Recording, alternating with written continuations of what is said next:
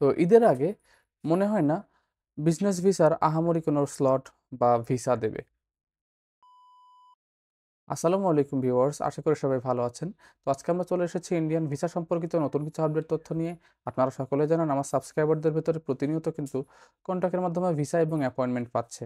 তো তারই পরিপ্রেক্ষিতে আমার সাবস্ক্রাইবারদের ভেতরে লাস্ট কয়েকদিনে অনেকেই অ্যাপয়েন্টমেন্ট পেয়েছে। তো তার ভেতরে যারা বৃহস্পতিবার পর্যন্ত অ্যাপয়েন্টমেন্ট পেয়েছে, আমি তাদের পেমেন্ট ইনভয়েসের ছবি সহ দিয়ে দিচ্ছি। তো এখানে আপনারা তারিখ এবং নামগুলো মিলিয়ে নেবেন। প্রথমেই আছে নাজিম উদ্দিন। এন্ট্রি ভিসার জন্য অ্যাপয়েন্টমেন্ট পেয়েছিল, তার ফিঙ্গারের ডেট ছিল 20 তারিখে। অপূর্বা চৌধুরী এন্ট্রি ভিসার জন্য অ্যাপয়েন্টমেন্ট পেয়েছিল, তার ফিঙ্গারের ডেট ছিল 20 তারিখে। সুজিত দাস মেডিকেল অ্যাটেন্ডেন্স ভিসার জন্য অ্যাপয়েন্টমেন্ট পেয়েছিল, তার ফিঙ্গারের ডেট ছিল 20 তারিখে।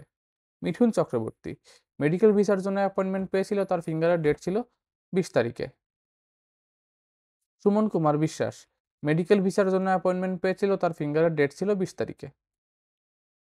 তাপস পাল মেডিকেল ভিসার জন্য অ্যাপয়েন্টমেন্ট পেয়েছিল, তার ফিঙ্গারের ডেট ছিল 20 তারিখে।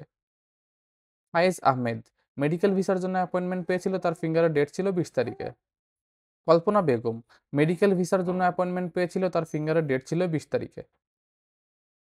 মেহেদি হাসান মেডিকেল ভিসার জন্য অ্যাপয়েন্টমেন্ট পেয়েছিল, তার ফিঙ্গারের ডেট ছিল 20 তারিখে।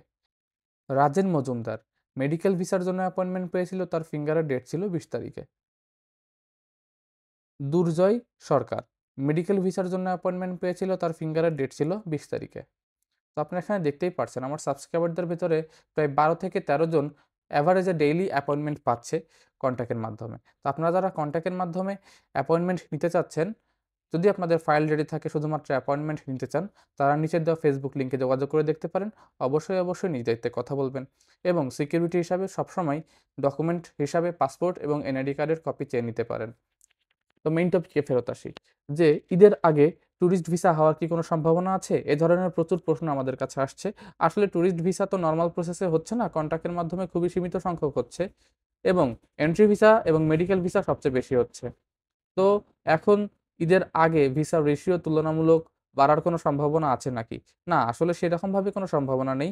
নরমাল এখন পর্যন্ত যেভাবে হচ্ছে ডেইলি ১১০০ থেকে ১২০০ পর্যন্ত অ্যাপয়েন্টমেন্ট পাচ্ছে, তার ভিতরে প্রায় ৮০০ র উপরে অ্যাপয়েন্টমেন্ট পাচ্ছে এন্ট্রি ভিসার জন্য এবং প্রায় ৪০০ র উপরে অ্যাপয়েন্টমেন্ট পাচ্ছে মেডিকেল ভিসার জন্য। আর সামথিং অল্প কিছু স্টুডেন্ট ভিসা আছে, ডাবল এন্ট্রি ভিসা আছে, আপনার টুরিস্ট ভিসা আছে। সব মিলায়ে হয়তোবা ১০০ টা স্লট ডেইলি রিলিজ হচ্ছে। তো তারই পরিপ্রেক্ষিতে আমার সাবস্ক্রাইবাররা কিন্তু অ্যাপয়েন্টমেন্ট পাচ্ছে। আপনারা দেখতেই পেলেন, এখানে আমি সবকিছু দিয়ে দিলাম। তো এখন আপনারা কি করবেন? ঈদের আগে আপনারা যারা টুরিস্ট ভিসা করতে চাচ্ছেন, তাদের এই মুহূর্তে টুরিস্ট ভিসা হওয়ার সম্ভাবনা নেই বললেই চলে। তবে আপনারা একটা কাজ করতে পারেন। টুরিস্টের বিকল্প হিসাবে এন্ট্রি ভিসা যদি করতে পারেন, সেটা করতে পারেন। যদি আপনাদের ইন্ডিয়াতে কোনো আত্মীয়স্বজন থাকে অথবা আপনাদের বিয়ে হয়েছে ইন্ডিয়াতে, শ্বশুরবাড়ি যাবেন, ছেলে অথবা মেয়ে উভয়ই, তাদের জন্য এন্ট্রি ভিসা এই মুহূর্তে তুলনামূলক অনেকটাই ইজি। আর যারা তীর্থস্থানে ভ্রমণ করতে যেতে চাচ্ছেন অথবা আপনাদের কোনো মন্দির অথবা উপাসনালয়ে যেতে চাচ্ছেন হিন্দু ভাইয়েরা, তাদের জন্য এন্ট্রি ভিসা তুলনামূলক সহজ। আপনারা যদি আবেদন করে হাই কমিশনে জমাও দিয়ে আসেন, আপনাদের হাই কমিশন থেকে কল অথবা মেসেজের মাধ্যমে ডাকবে এবং সেক্ষেত্রে ভিসা হওয়ার একটি বড় সম্ভাবনা আছে। তো আমার সাবস্ক্রাইবারদের ভেতরে যারা হাই কমিশনে ফাইল জমা দিয়ে আসছে, তাদের ভেতরেও অনেকে ভিসা পাচ্ছে। আসলে তাদের অনুমতি ছাড়া তো আমি ভিসাগুলার কপি দিতে পারি না। যার ফলে আমি সেগুলার কপি এখানে দিতে পারতেছি না। তবে এটুকু 100% সিওর থাকেন, এখন ভিসার রেশিও আগের থেকে তুলনামূলক অনেকটাই ভালো। বিশেষ করে মেডিকেল ভিসা, এন্ট্রি ভিসা এবং আপনার স্টুডেন্ট ভিসা। স্টুডেন্ট ভিসার ক্ষেত্রে বিষয়টি, যদি আপনারা সরাসরি ফাইল রেডি করে হাই কমিশনে একটা সেট দিয়ে আসেন, ভিসা হওয়ার একটি বড় সম্ভাবনা আছে। কারণ আপনি লিগ্যাল স্টুডেন্ট, আপনার লিগ্যাল ডকুমেন্ট আছে।